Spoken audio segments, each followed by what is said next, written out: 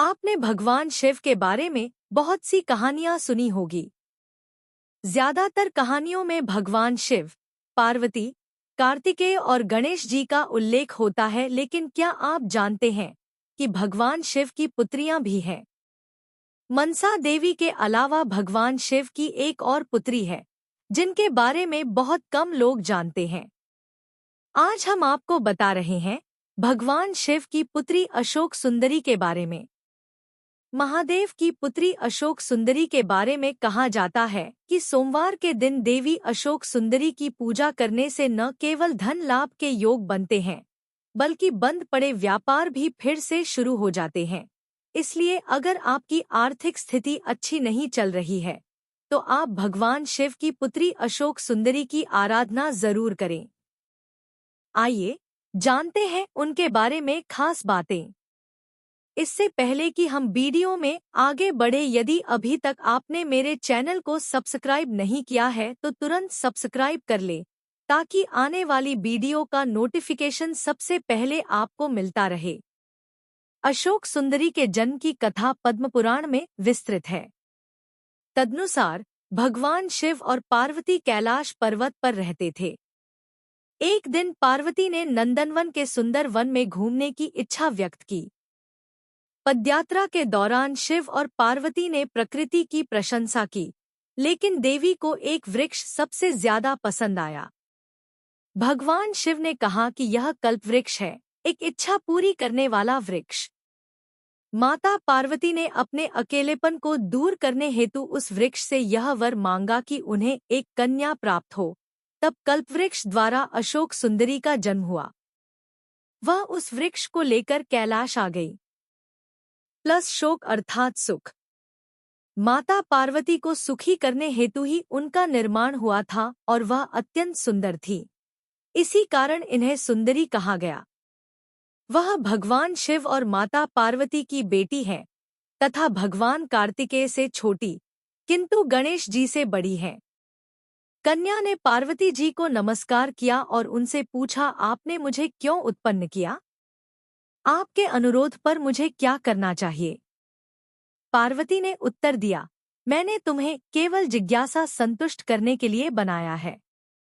लेकिन अब जब आप निर्मित हो गए हैं, तो मैं आपको अशोक सुंदरी कहकर बुलाऊंगी। साथ ही माता पार्वती ने कन्या को वरदान दिया कि उनका विवाह देवराज इंद्र जितने शक्तिशाली युवक से होगा, अर्थात चंद्रवंश में नहुष नामक राजा उत्पन्न होगा, वही तुम्हारा पति होगा।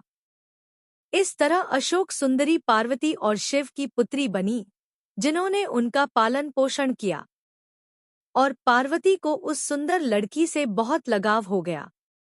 अशोक और सुंदरी शब्द का संयुक्त अर्थ है एक सुंदर महिला जिसे कोई दुख न हो।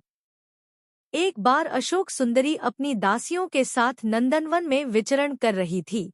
तभी वहां हुंड नामक राक्षस का प्रवेश हुआ, जो अशोक सुंदरी की सुंदरता से मोहित हो गया तथा उसने विवाह का प्रस्ताव किया। लेकिन अशोक सुंदरी ने अपने वरदान और विवाह के बारे में बताया कि उनका विवाह नहुष से ही होगा। यह सुनकर राक्षस ने कहा कि वह नहुष को मार डालेगा। ऐसा सुनकर अशोक सुंदरी ने राक्षस को श्राप दिया कि जा दुष्ट, तेरी मृत्यु नहुष के हाथों ही होगी। यह सुनकर वह राक्षस घबरा गया। उस समय नहुष अभी छोटा था और असुर हुंड ने उसे मारने की कोशिश की, लेकिन छोटे राजकुमार को उसके माता पिता ने ऋषि वशिष्ठ के आश्रम में आश्रय दिया था। वहीं उनका पालन पोषण हुआ और फिर सब कुछ योजनाबद्ध तरीके से पूरा हुआ। जब हुंडा ने अशोक सुंदरी का अपहरण कर लिया, तो उसने उससे झूठ बोला कि उसने नहुष को मार डाला है। एक विवाहित जोड़े ने अशोक सुंदरी की परेशानी देखी और उन्हें सांत्वना दी। उन्हें नहुष की भलाई के बारे में बताया और भविष्यवाणी की कि वह ययाति नामक एक शक्तिशाली पुत्र और 100 सुंदर बेटियों को जन्म देगी। तब नहुष ने हुंडा के विरुद्ध भीषण युद्ध किया, उसे परास्त किया और उसकी होने वाली पत्नी को बचा लिया। समय के साथ इंद्र की अनुपस्थिति में नहुष अस्थायी रूप से स्वर्ग का शासक बन गया। इंद्र के अहंकार के कारण उन्हें श्राप मिला और यही उनके पतन का कारण बना। उनकी अनुपस्थिति में नहुष को अस्थायी रूप से उनका सिंहासन दे दिया गया, जिसे बाद में इंद्र ने पुनः प्राप्त कर लिया। अशोक सुंदरी और नहुष का एक पुत्र था, ययाति, जिसने यादवों और पौरवों के वंश की नींव रखी, जो बदले में महाभारत के नायक पांडवों और कौरवों के पूर्वज थे। हिंदू लिपियों में नहुष ऐला वंश का राजा है। वह पुरुरवा के ज्येष्ठ पुत्र आयु और स्वरभानु की पुत्री प्रभा के पुत्र थे। उन्होंने विराजा और अशोक सुंदरी से विवाह किया। विभिन्न प्राचीन पुराणों के अनुसार उनके 6 या 7 बेटे थे। उनका सबसे बड़ा पुत्र यति मुनि बन गया। उनका उत्तराधिकारी उनका दूसरा पुत्र ययाति था। इंद्र के गायब होने के बाद नहुष को स्वर्ग का राजा नियुक्त किया गया। वह जल्द ही अहंकारी हो गया और बाद में उसे सिंहासन से हटा दिया गया। इंद्र के सिंहासन पर शासन करते समय उसने इंद्र की पत्नी इंद्राणी को बहकाने की कोशिश की, जिसके लिए उसे सर्प रूप धारण करने का श्राप मिला। श्राप से बचने के लिए वह इंद्र की पालकी में छिप गया, लेकिन ऋषि अगस्त्य ने उसके छिपने का स्थान ढूंढ लिया और उसे बाहर बुलाया। तुरंत ही नहुष नाग के रूप में पालकी से गिर पड़े। जब तक उनकी मुलाकात युधिष्ठिर से नहीं हो जाती तब तक वह इसी रूप में रहेंगे। द्वापर युग के दौरान वह समय आया जब पांडव हिमालय की ओर अपनी अंतिम यात्रा पर थे। भीम ने एक नाग, नहुष, देखा और उसे मारने के लिए तैयार थे, क्योंकि इससे उनकी यात्रा को खतरा हो सकता था।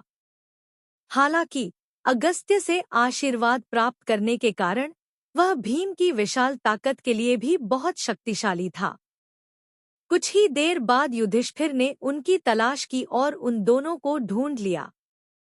जब नहुष ने युधिष्ठिर को देखा तो उसने स्वयं को युधिष्ठिर का पूर्वज बताया और अपनी निंदा प्रकट की। फिर उनमें धर्म और उसके अर्थों के संबंध में चर्चा होती है। नहुष ने युधिष्ठिर की भूलों की ओर इशारा करते हुए उनसे ज्ञान प्राप्त करने के लिए कहा। नतीजतन नहुष अपनी अशांति से मुक्त हो जाता है और स्वर्ग में चढ़ जाता है, साथ ही भीम को प्रचंड शक्ति प्रदान की। अशोक सुंदरी की पूजा भगवान शिव और पार्वती के साथ की जाती है। सोमवार का दिन महादेव का माना जाता है, इसलिए महादेव ने अपनी पुत्री को वरदान दिया था कि उनकी पूजा भी सोमवार को की जाएगी। अशोक सुंदरी की पूजा करने के लिए सबसे पहले गंगाजल और शुद्ध जल मिलाकर शिवलिंग को स्नान कराएं। शिवलिंग में जिस स्थान से बहकर जल निकलता है उस स्थान को अशोक सुंदरी का स्थान कहा जाता है। इसके बाद अशोक शिवलिंग पर चंदन का तिलक लगाएं।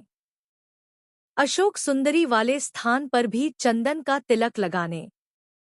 अब शिवलिंग पर बेलपत्र, फूलमाला अर्पित करें। इसके बाद अशोक सुंदरी का ध्यान करते हुए अपनी मनोकामना अशोक सुंदरी को बताएं और उन्हें पूरा करने की प्रार्थना करें। यदि यह वीडियो आपको पसंद आई हो तो आप इस वीडियो को लाइक करें, कमेंट करें और साथ ही अपने इष्ट मित्रों के साथ शेयर भी करें।